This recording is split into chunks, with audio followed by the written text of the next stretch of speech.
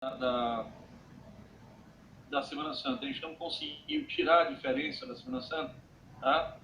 Então, é bastante provável, tá? E aí, no final da aula, com mais gente, evidentemente, a gente tenta deixar isso bem esclarecido e computando também o que a gente consegue fazer hoje. Acho provável que a gente vá ter uma postergação aqui na data da AV2, tá? Ok?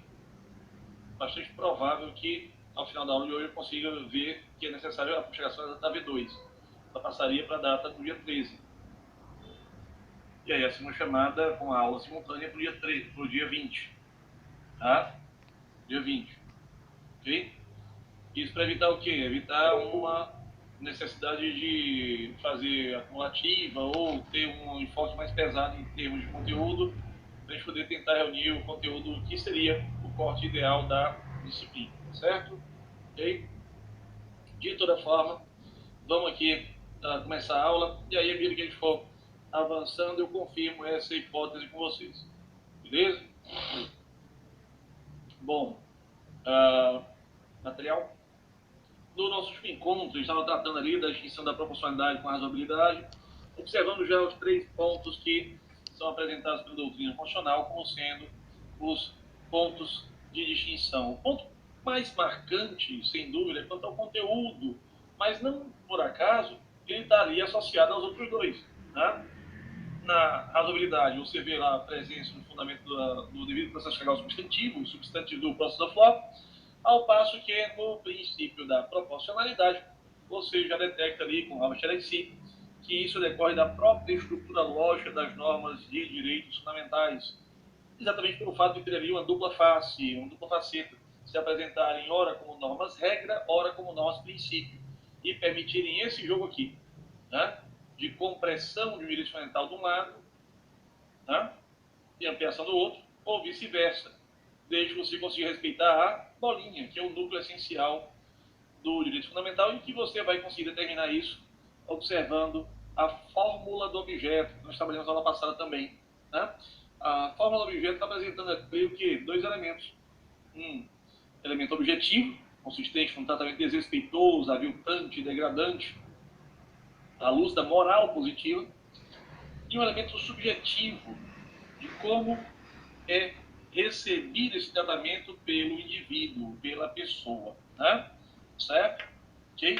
Então, nesse ponto, a gente pode assinalar que se eu vou e realizo experimentos ou se faço a administração de fármaco sem a autorização do paciente e de sua família, isso aí reveste que num tratamento desrespeitoso, aviltante, degradante, a moral positiva, tá?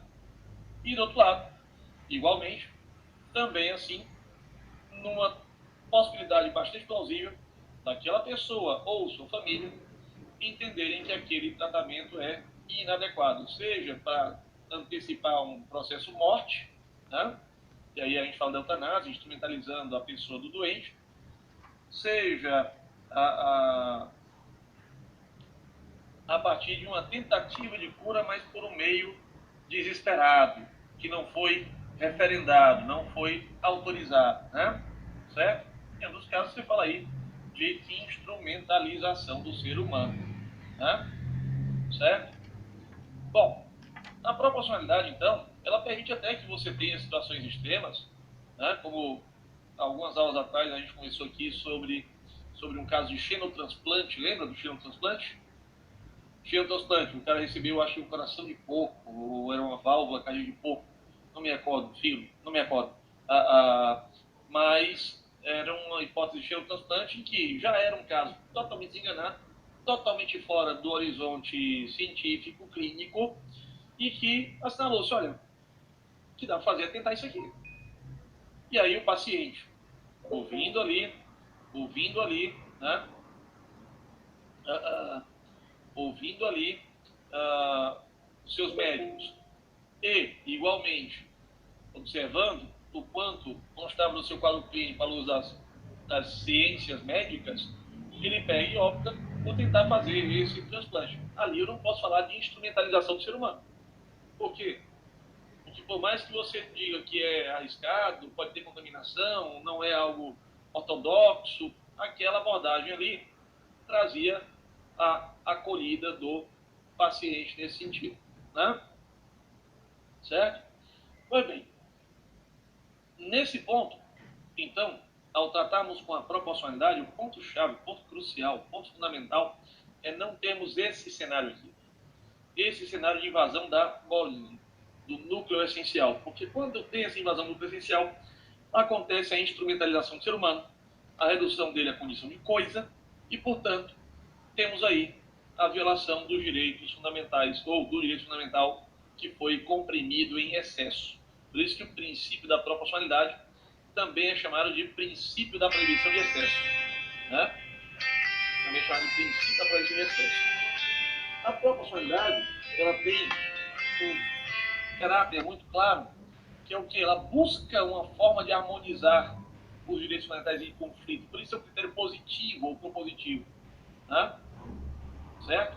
Ela vai mostrar, essa ajuda aqui deu certo, dá para você encontrar as circunstâncias práticas e jurídicas que eventualmente possam ser utilizadas aí, ou outras variações mais, mas ela também mostra aquilo que não funciona, aquilo que vai ser, naquele caso, uma invasão do núcleo essencial com instrumentalização do ser humano. Já a razoabilidade, o que ela faz? A proporcionalidade examina meio e fim, uma relação de meio e fim. A razoabilidade faz o quê? Examina a relação entre causa e fim, tá? Entre causa e fim. E aí, o que a gente vê? Nessa relação de causa e fim, causa e finalidade, motivo e finalidade, a gente passa a ver que a proporcionalidade, ela tem o foco no meio com o fim. A razoabilidade, causa, motivo, fim. Isso implica o quê? Que a razoabilidade, ela vai me oferecer um critério negativo e não, na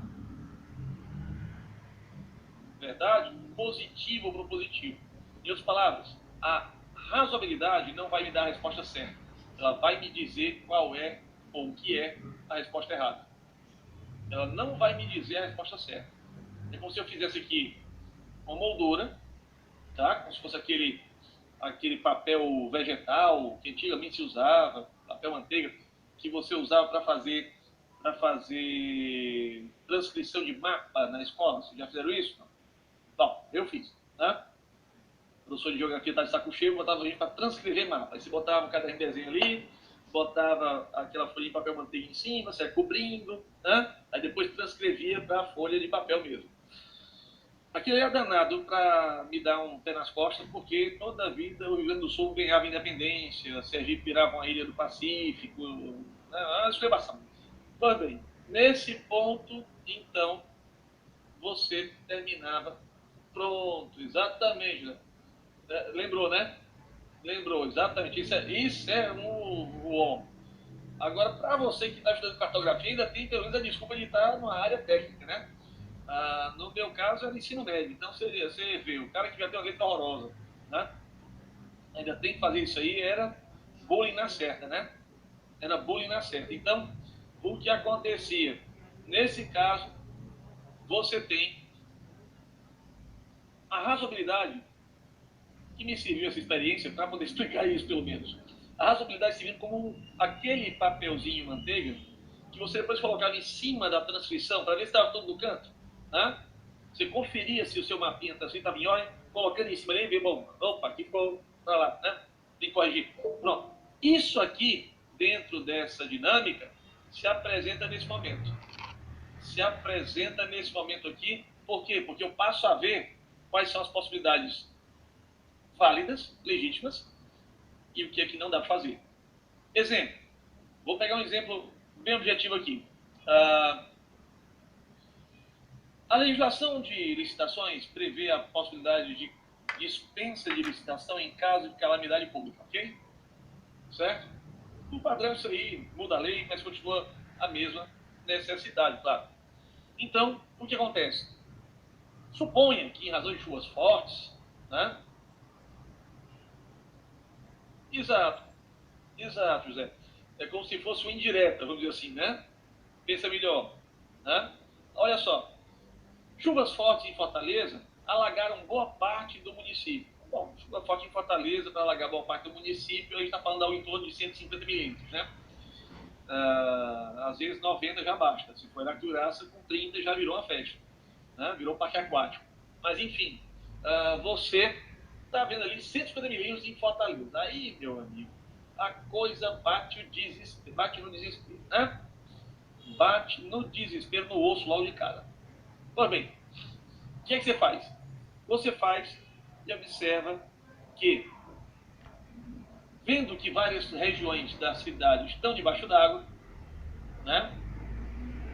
Você então terá de fazer a contratação de equipamentos para combater ali os danos, os riscos, os prejuízos para as pessoas que perderam casa e tudo mais.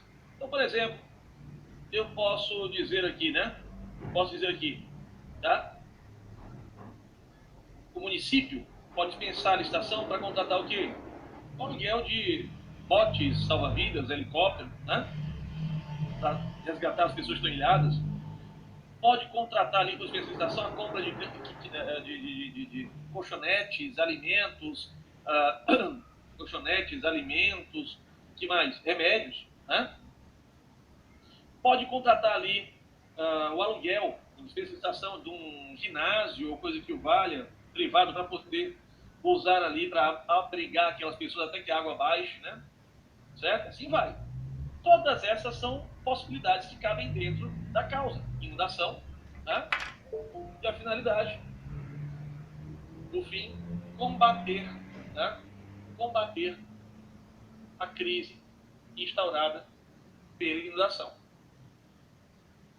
Mas digamos que um prefeito determinado aproveite desse momento para fazer uma dispensa de licitação para redecorar o seu gabinete, dizendo que é por estado de calamidade, ele vai redecorar, contrata escritório de arquitetura, compra novos adereços, enfeites, né? Tá? Com dispensa de licitação em razão da calamidade pública. Aí você passa a dizer o quê? Peraí. Redecorar o gabinete do prefeito. O gabinete do prefeito foi atingido pela inundação? Está vinculado a essa causa? Não está. Então, está fora da razoabilidade. E isso leva a quê? Leva à nulidade do ato administrativo. Você percebe, então, aí, logo de cara, uma coisa interessante. A gente fala da discricionariedade administrativa, mas a gente tem que ter sempre cuidado de observar que o mérito do ato administrativo ele não é insindicável, ele não é insondável, né? O mérito do ato administrativo ele é sindicável, sim, de acordo com os princípios reitores da administração pública na esfera constitucional. Legalidade, impessoalidade, moralidade, publicidade, eficiência e proporcionalidade e razoabilidade, dentre outros. Explícitos e implícitos, dentre outros. Então eu posso avaliar isso para verificar se essa medida está fora do parâmetro ou se ela está dentro do parâmetro que a razoabilidade oferece. Né? Tudo bem? Beleza? Bom, você percebeu aí a relação de causa e fim, né? Motivo e fim que ordena a razoabilidade. Mas vamos ver mais de perto agora a questão da proporcionalidade, meio e fim. E aí, claro, para a gente falar da proporcionalidade, a gente tem que lembrar que o pressuposto é o reconhecimento da existência de normas, regras e normas princípios, especialmente em se tratando de direitos fundamentais. A distinção dessas duas ordens, duas espécies de normas constitucionais, se apresenta a partir de uma distinção qualitativa, como aponta Canottilho. Uma distinção qualitativa, né, de propriedades, não necessariamente, como aponta Canottilho e Roland Scherer, claro, não apenas, ou não de forma hierarquizada. Não, estão no mesmo patamar hierárquico.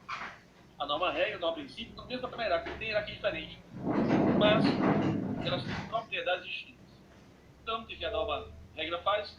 Trabalha com imperatividade, né? A regra trabalha com imperatividade. Ou seja, apresenta uma aplicabilidade na forma de tudo ou nada. ou você Vamos aqui que tá caindo aqui. respeita integralmente, rapidinho aqui, ou que você viola integralmente. Não tem meio vai, termo. a bateria tá caindo Se olha para as normas bateria princípios, aqui, Violento. eu já vejo normas que trabalham com Gustavo! de otimização. Acende a ver rapidinho. Ou seja, eu sou obrigado a buscar o maior resultado possível com o menor desgaste. Tá? Então, eu admito gradualismos. Exatamente essas duas figurinhas aqui, ó. Vai cair compressão de um lado, expansão do outro ou vice-versa. Tá? Certo? Vai cair. Compressão do lado, aí, expansão do outro ou vice-versa. Tá ligado? Aí é imposição e otimização.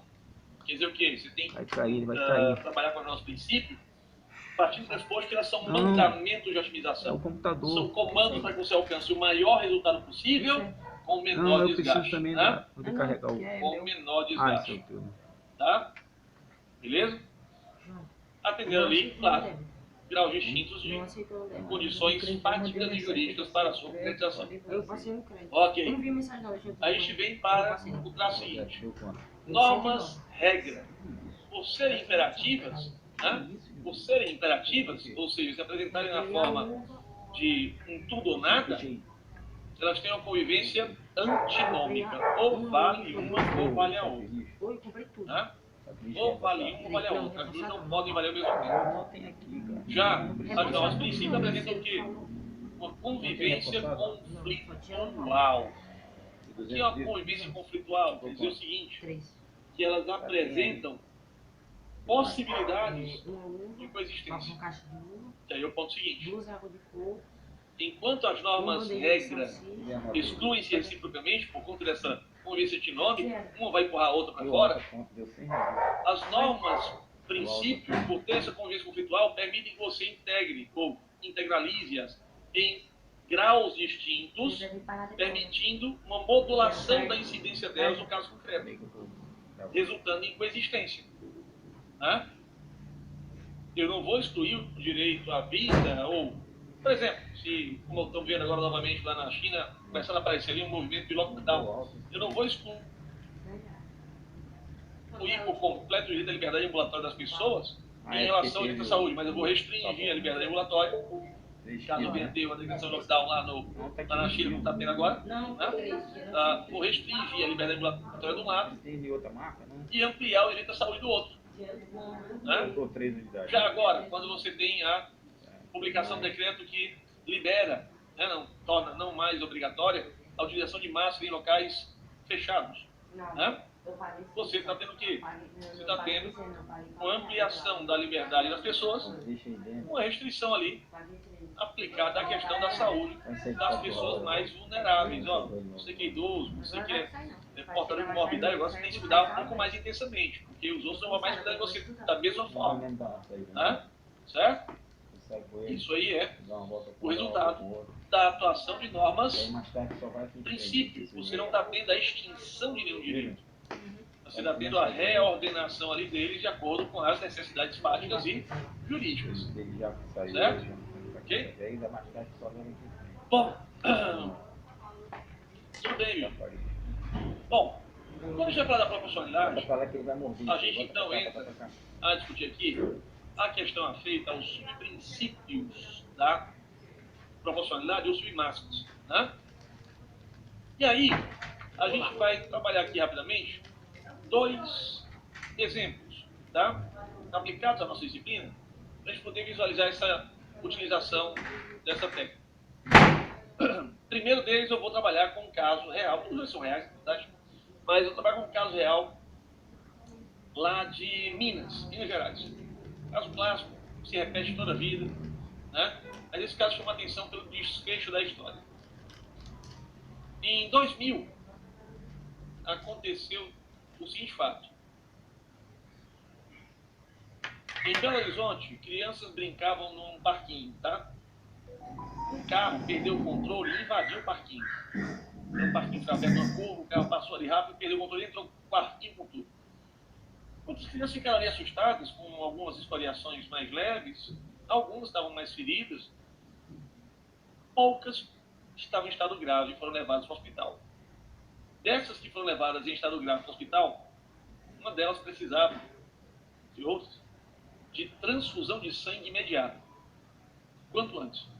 corria o risco de entrar em choque hipovolêmico. O que é choque hipovolêmico? A pressão baixa de uma vez e tu tem uma insuficiência cardiorrespiratória, porque não tem sangue para poder bombear nos órgãos, né? Aí começa a ter falência de múltiplos órgãos, certo?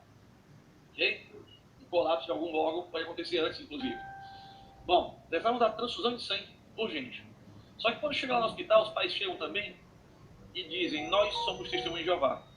Nós não aceitamos transfusão de sangue. A criança tinha 5 anos de idade na época. Tá?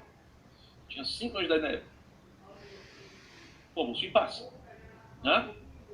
Veja, quais as medidas que a gente poderia utilizar que fossem adequadas para alcançar o fim de salvar a criança?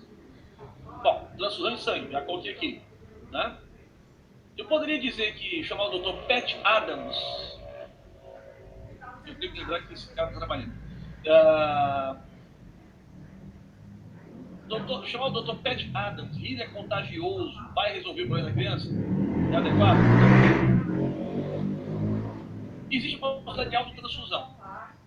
Só que a autotransfusão você tem como técnica apenas para pessoas que não perderam tanto sangue e que a perda não é tão importante em relação ao seu organismo e que as medulas terão condição de repor. Quando você pega ali a hemorragia, por exemplo, que eu sofrendo, filtra o recirculador, uma máquina de diálise, e joga de volta para o organismo da pessoa. Um ser humano adulto, sexo masculino, tem em torno de 5 litros, 5 litros e meio, tá? De sangue no corpo. O corpo da mulher tem algo em torno de 4 litros e meio, 5 litros de sangue no corpo. Uma criança de 5 anos de idade tem algo em torno de 2 litros de sangue no corpo. Qualquer meio litro, que é uma bolsinha daquelas que você vê, né, na doação, tá certo? Qualquer meio litro faz diferença lascada, concorda? Até porque, na verdade, o organismo é muito imaturo, então as medulas não vão produzir tanto assim. Tudo bem que o metabolismo é acelerado, mas as medulas ainda não estão prontas para produzir uma carga tão grande assim, né? Em proporção à demanda da criança. Logo, a autotransfusão não é uma boa saída. Transfusão de plasma. Opa, eu não faço a transfusão de sangue, que é o que as testemunhas de Jeová recusam, mas faço transfusão de plasma. Isso me dá um resultado imediato. É como se eu completasse óleo no motor do carro que está com vazamento. Aumenta a pressão. Então eu saio do estado crítico de choque hipovolêmico. Mas em breve começa a ter falência de múltiplos órgãos, sabia? Por quê? Porque o plasma não transporta oxigênio. São as hemácias. Então eu aumentei o volume, tenho que o coração bombear, né? Isso vai ficar chegando pouco oxigênio nos órgãos e isso pode levar a um colapso. Arriscado, muitas vezes ineficaz nesse sentido. Tem a figura do chamado sangue sintético. Sangue sintético o que é? É um composto de aminoácidos que não é, na verdade, capaz de substituir o sangue humano, tá? O chamado sangue sintético, ele é, na verdade, um composto de aminoácidos que anaboliza, entre aspas, as hemácias. Elas passam a carregar mais partículas de oxigênio, mais moléculas de oxigênio, do que normalmente transportam. Por algum tempo funciona. Certo? Só que tem um problema. O custo de uma manutenção, coleta, armazenamento, estocagem, distribuição de uma bolsa de sangue comum, hoje deve estar algo perto de R$60. Tá? Na época era coisa de R$15. Certo? Hoje você pegar o custo total, tá? Por mês, R$60. Ok? Naquela época eram uns R$15. Uma bolsa de sangue sintético, naquela época, uma bolsa de 15 ml era $3.000. Aí tu bota a 2, $6.000, né? Com o dólar vai em R$2, tá? Ok? Já deu $6.000, né? Só que tu não vai pedir só uma, né? Pra ter o gostinho, né? Tá só pra provar, né? Só pra ir. É pra beleza, maravilha. Que sangue maravilhoso. Não, não dá, né? Certo? Tu vai usar um bocadinho. né? Tu vai usar um bocadinho. Eu tenho um colega que tem, na verdade, anemia falciforme, e numa crise braba que eu acompanhei dele de perto, ele usou. Tem, Danilo? Pronto. Pronto. Esse meu colega, ele usou numa crise braba, ele usou 12 bolsas de sangue. Eu fui visitar no hospital, ele lá, né? Em estado grave, mas ao mesmo tempo brincalhão, porque sabia que não tinha muito a fazer, e já tinha se dado muito bem com a médica chegou lá, doutor fulano, que ele era advogado, procurador, né?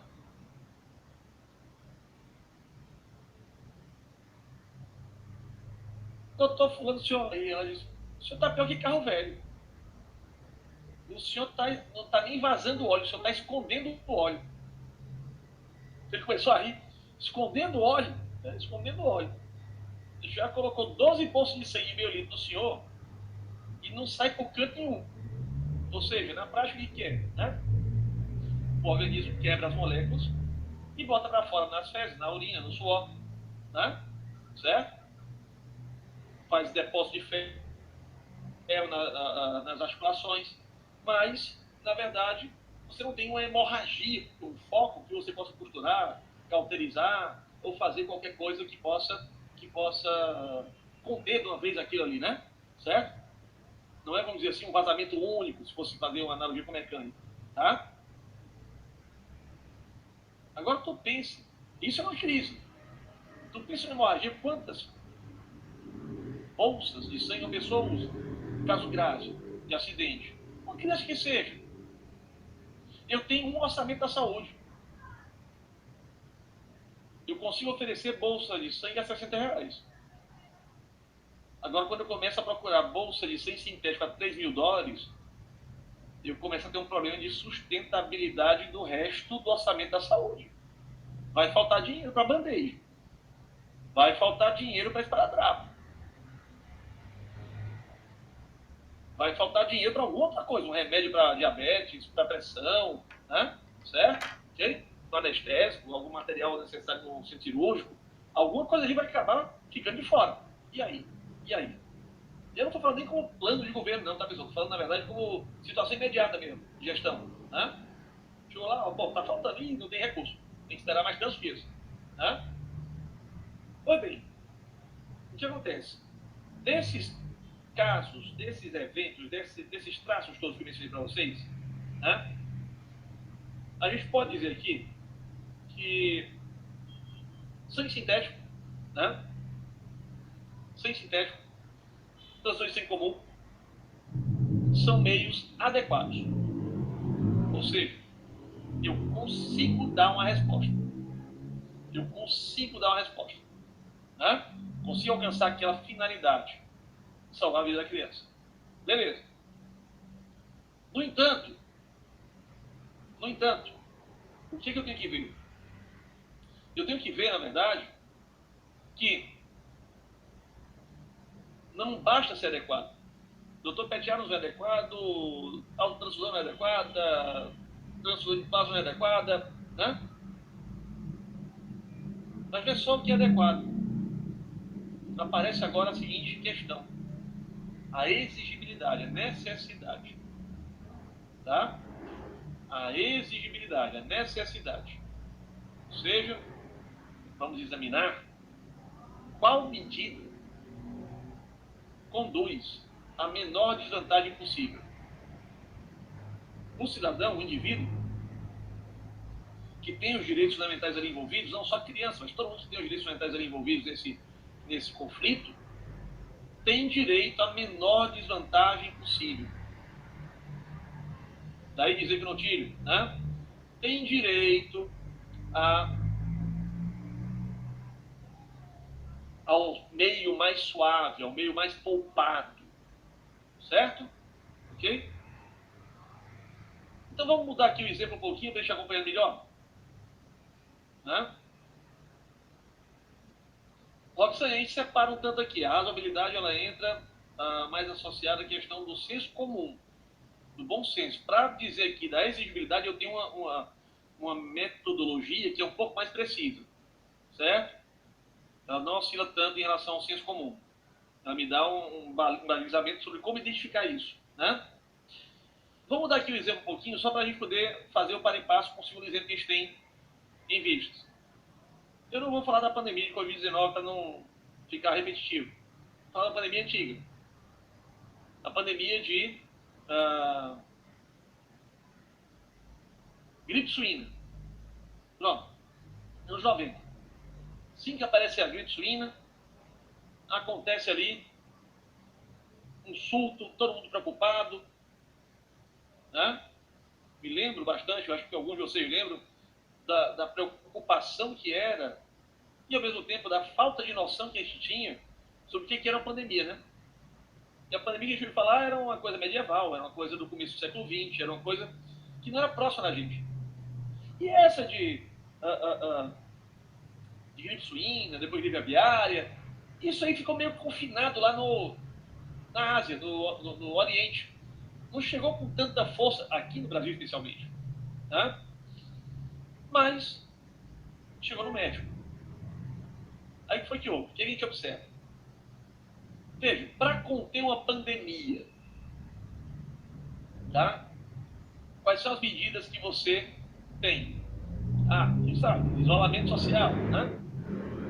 É uma delas, é adequada, para tentar diminuir a taxa de contágio. Certo? Contaminação para gerar imunidade de rebanho em determinados casos, né? Em determinados casos pode até servir. Por exemplo, se faz isso em alguns cultivos de animal para abate. Mas é uma abordagem feita não por infectologista, mas por veterinário, tá? Esse mesmo veterinário vai dizer, se não der certo, tem uma saída. Qual é? Extermina o rebanho. Né? Apareceu um blisterzinho hoje, apareceu uma bolinha na boca de uma vaca, no Mato Grosso do Sul, tá? Todo o rebanho daquela região, e sendo comprovado que aquilo é febre aftosa, todo o rebanho daquela região é exterminado, é incinerado dentro de uma vala que é depois coberta e passa 3 meses sem poder exportar carne. E se tiver um segundo caso, passa 3 anos sem poder exportar carne. Entendeu? Bancada, né? Bancada.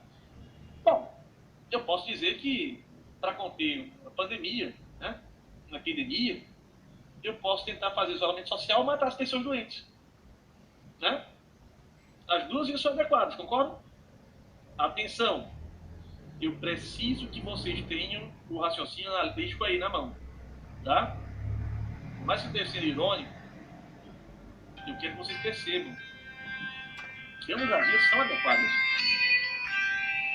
Objetivamente falando, ambas as vias são adequadas. Só que num caso eu tenho que sacrificar a vida das pessoas mais frágeis. No outro, eu estou adotando uma medida que não vai exigir sacrifício de vida humana. Né? Aí eu saio da adequação. Pois é, eu saio da adequação, né? E venho para a exigibilidade. O uso de máscara é uma das medidas do isolamento social. Né? Aí eu venho para a exigibilidade. O que é menos gravoso? É usar máscara ou matar o doente? Né? O que causa menor impacto nos direitos fetais? Bom, fica bem fácil perceber a conta aí agora, né? Como é que eu percebo isso? Vamos trazer para o caso novamente aqui, tá? Do garotinho, né? Do garotinho Testemunho de Jeová. Certo? Ok? Muito bem. Canottillo desenvolveu 4 subcritérios, submáximos, né? Que permitem a gente trabalhar com essa ideia da exigibilidade, da necessidade. Correspondem aos âmbitos de validade da norma jurídica, no fim das contas. No caso aqui, a norma jurídica em questão vai dizer respeito à medida restritiva dos direitos. Né? Vai dizer respeito à medida restritiva dos direitos. Tá? Então, eu vejo o quê? Vamos começar no básico. Espacial. A medida tem que ser circunscrita na exata extensão do quanto necessário. Então, daí a gente tem visto, na pandemia de Covid-19, sobre a epidemia de gripe suína, que havia lockdowns pontuais. Outros casos foi ampliando. Na pandemia de Covid-19 foi ampliando. Né? Lá na gripe suína, era pontual. Lá no México, por exemplo, foi um pontual, mas um ponto bem grande, hein? Cidade do México parou por 3 meses. Ah, professor, a gente está há 2 anos nesse órgão. Pois é. Mas naquela época, nos anos 90, você imagina a cidade do México parar por 3 meses, não ter aula, não ter evento público, não ter restaurante, não ter shopping center, teatro, cinema, isso era impensável. Isso era impensável, pessoal. Mal sabíamos nós, né? Mal sabíamos nós que depois viria a gripe aviária e depois encontraríamos aí, após um susto com a doença da vaca louca, a Covid-19. Né? Rapidamente, olha o histórico dos eventos aí, né? Estou vendo aí de 99 para cá. Tá certo? Bom, o espaço que eu vou fazer uso da restrição do direito mental é apenas aquele espaço necessário para a adoção da medida. Então, se a criança está fazendo transfusão de sangue, está lá em Minas Gerais, está lá em Belo Horizonte, num quarto de hotel, de hospital, perdão, num quarto de hospital ou na UTI, né? Certo? É aquela região, aquela área, aquele espaço físico que eu vou considerar para fins de restrição. Não vai ser dizer que a partir de agora, em toda Belo Horizonte, testemunho de Jeová pode receber doação de sangue se não queira. Não, não é isso. Se só naquele espaço físico. 2, tempo. Por quanto tempo vai ser necessário? Por quanto tempo vai ser necessária essa medida? Estrito tempo suficiente para tirar do risco. Do risco de óbito. Nem menos nem mais. Estabilizou o quadro, tira. Né? Estabilizou o quadro, levanta. Veja que isso casa com a história da liberação da máscara. Isso casa com a liberação de certas medidas de isolamento social em estágios anteriores. Né? Você vai acompanhando o quê? A taxa de contágio e a taxa de óbitos. Né? Certo? O tempo necessário para que você consiga desarmar a bomba, então, será o quanto será mantida a medida de restrição, de compressão daquele direito fundamental. Tá? Aí eu venho. No âmbito pessoal, eu tenho que examinar especificamente quais desses indivíduos deverão ser atingidos pela medida. Toda a população da China inteira, só uma província, só uma cidade, só um bairro, só um hospital, só uma equipe médica que teve contato com a doença pela primeira vez. Se a China tivesse feito isso assim que descoberto lá, né, a Covid, reportada pelo médico, que depois veio a morrer de Covid, o que identificou, né, talvez tivesse um resultado diferente. Se a gente tivesse adotado essa medida aqui no Brasil, de fazer testagem em massa, isolamento social cedo, teria um resultado diferente. Né? Eu estou vendo quais são as pessoas, o universo de pessoas que a gente está considerando. Agora, quando eu espero para a coisa descambar de uma vez, para começar a pensar em fazer alguma coisa, tem um problema sério anunciado.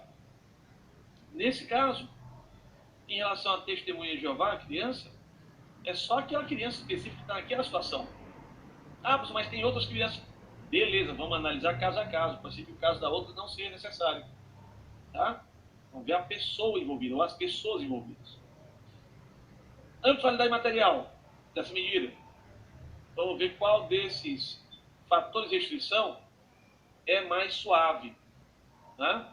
É mais suave, é matar ali, ou é simplesmente isolar socialmente? Quando apareceu a gripe suína lá na China, o governo chinês fez com que os médicos que tiveram o primeiro contato com a doença, médico, enfermeiro, todo mundo, ficasse trancado no hospital, em isolamento. Em isolamento. Para quê? Para que se acompanhasse a evolução do quadro e se soubesse como combater. Por quê? Porque se dissesse, está sintomático, mas vai para casa, dá um beijo no filho, dá um beijo na filha, na esposa. No dia seguinte, a esposa vai trabalhar, o filho vai para a escola, a filha vai para a academia. Resultado, começa a circular. Né? Os caras passaram mais de semana sem ver a família. Sendo acompanhados ali, exame de sangue, exame de todo tipo, de manhã, de tarde e de noite. Para poder ver se aparecia algum traço que permitisse identificar o que era que estava causando aqueles quadros graves de ordem respiratória em pacientes e, eventualmente, alguns óbitos já de imediato. Isso aí é o que foi utilizado para restringir ali a liberdade ambulatória, mas, ao mesmo tempo, sem comprometer o direito à vida, né? Certo? Ou seja, se eu pudesse dizer assim, é só matar os doentes aqui e sair de perto, partir o churrasco, estava resolvido o negócio.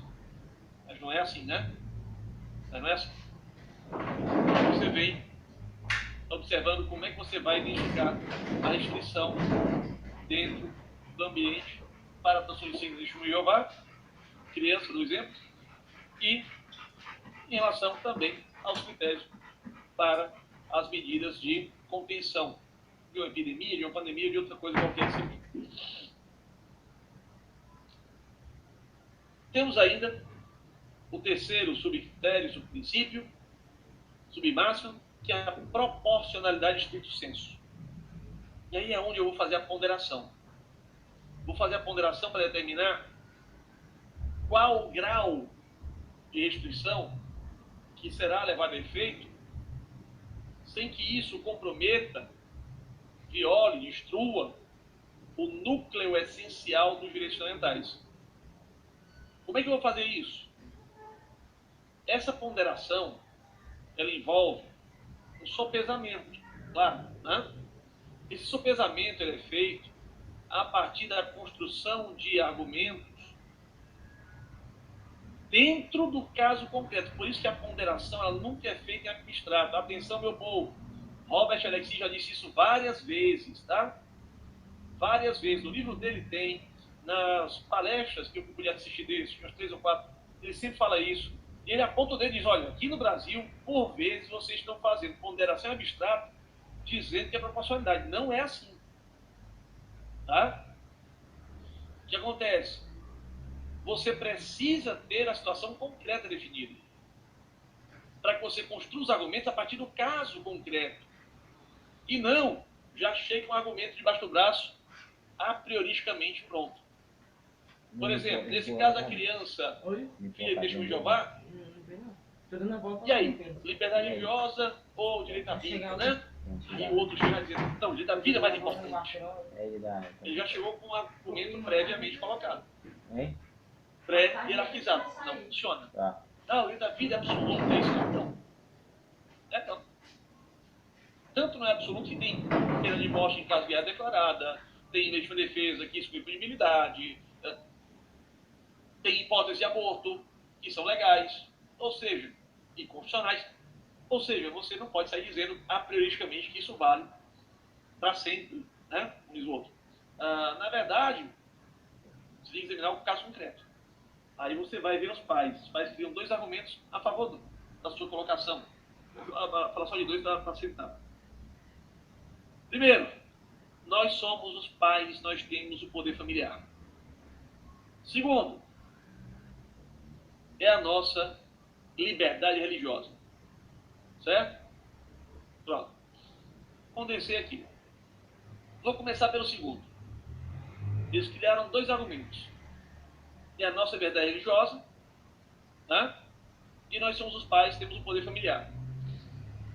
Eu tenho que partir do caso concreto, da situação concreta. Não posso vir de fora.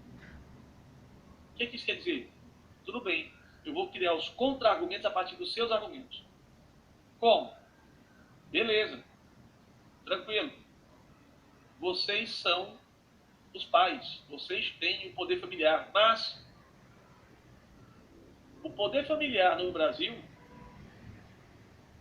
não envolve o direito de vida e morte sobre a pessoa dos filhos.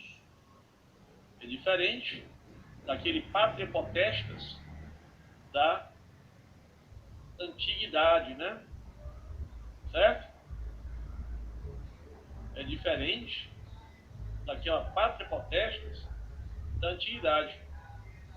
Veja só aqui o 1638, inciso 1º do Código Civil. Perderá por ato judicial o poder familiar o pai ou a mãe que castigar imoderadamente o filho. Tá? Meu povo, castigar imoderadamente o filho. Coisas que no passado se achavam normais, como palmatória, surra de toalha molhada, uso de cinto, né? Certo? E outras práticas mais, hoje já não são mais consideradas normais, moderadas. Hoje são o quê? São atos ilícitos. E aí, o que acontece? Você encontra a situação de ter a possibilidade de perda do poder familiar. Diálogos. Professor, o contexto que o senhor está abordando em relação ao poder familiar, por exemplo, o limite do poder familiar frente à transfusão de sangue, é isso? Transfusão de sangue. É isso? Okay. Em relação à falta da transfusão de sangue e o risco de morte, né? Daí decorrente. Okay. Certo? Pronto. Aí o que acontece? Você observa aí que se os pais castigarem moderadamente o filho, né? Botaram no milho, por exemplo. Antigamente tinha muito isso. Botar no milho, no arroz, feijão, dependendo da fase da lua ali, né? Ou trancar no armário, certo? Aí, isso pode ser causa hoje para perda do poder familiar. O que é que aconteceria se o pai dispusesse da vida do filho? O que aconteceria? Ele teria o poder familiar, evidentemente. Né? Nesse ponto, o argumento de que nós somos os pais, nós temos poder familiar, vale, mas até o ponto em que envolva a disposição do direito à vida. Aí já não vale mais. Não temos mais aquela conotação romana clássica do ius vitae et nescis, que cabia ao pater familias. Né? Cabia ao pater familias romano. Tá? Agora, e quanto ao segundo argumento? Mas essa é a nossa liberdade religiosa. Beleza. Tranquilo, perfeito. Deixa eu olhar aqui direitinho, a Constituição de fato faz a proteção no artigo 5º, incisos